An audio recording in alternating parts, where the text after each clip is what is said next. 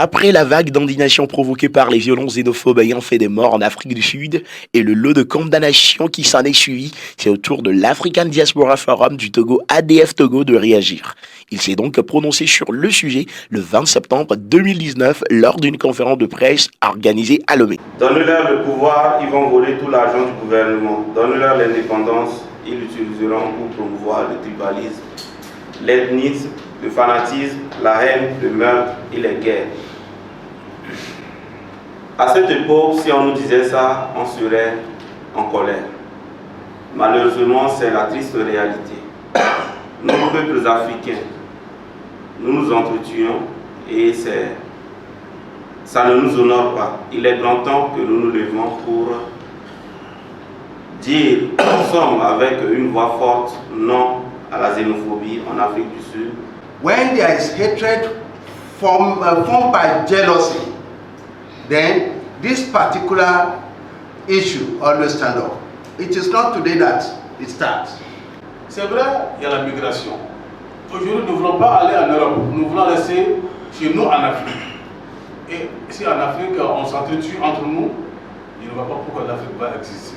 Qu'un peuple africain qui quitte son pays d'origine et qui se trouve dans un pays d'accueil devrait se sentir normalement en sécurité comme étant chez lui. Tel n'est pas le cas de nos compatriotes qui aujourd'hui sont visés, sont devenus une cible en Afrique du Sud. Très remonté contre ces crimes xénophobes perpétrés en Afrique du Sud, l'ADF Togo, composé de plusieurs communautés étrangères de l'Afrique et de l'Ouest, tout en condamnant ces violences, assure de porter plainte contre l'État sud-africain.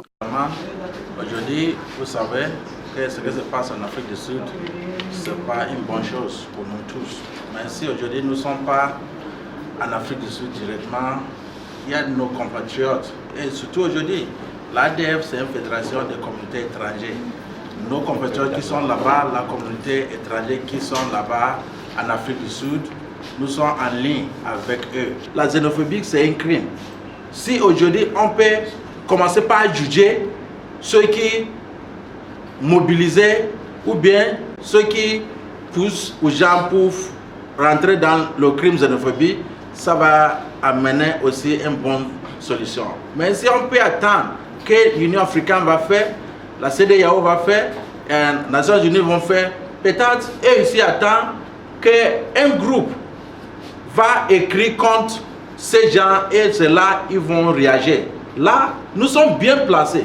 Ce n'est pas un problème d'un pays. Selon les communautés au sein de l'ADF Togo, nous n'avons pas besoin de xénophobie en Afrique. Pensons plutôt à notre développement et surtout quand on connaît l'important apport des diasporas pour le développement de leurs pays respectifs. Ça a commencé en 2007, mais ça a bien tapé en 2008. Ça a revenu en 2015, 2017, 2018, aujourd'hui en 2019.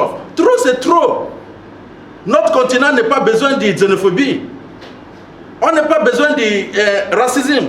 L'ADF Togo lance un appel à tous les chefs d'État africains de réagir et de prendre des mesures pour que cette situation ne s'aggrave et que cela ne se répète plus dans aucun pays de l'Afrique. Aujourd'hui, le Nigeria a commencé à évacuer la population nigérienne qui sont là. Ce n'est pas un bon signe. We do everything humanly possible to see how tomorrow we will start sending letters to African head of state, ECOWAS, and African Union, and any organization that we believe that can help stop these xenophobia attacks in South Africa.